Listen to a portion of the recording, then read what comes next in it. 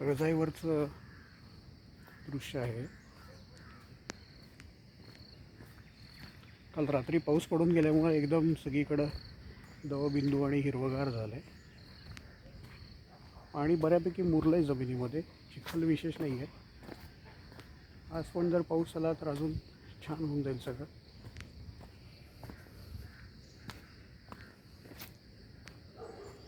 तर परत एकदा लॉकडाऊन लागायची शक्यता आहे. अहमदाबादमध्ये वगैरे आहे, रात्रीचं लागलं आहे. पुण्यामध्ये पण कोरोनाच्या केसेस वाढत आहेत. सगळ्यांनी मास्क लावूनच गेलं पाहिजे. आत्ता तळजाईवर आम्ही लावत नाही, कारण व्यायाम करताना चालताना लावायचं नसतं आणि इथं कोणच नसतं. पुढं पण नाही, इकडं पण नाही.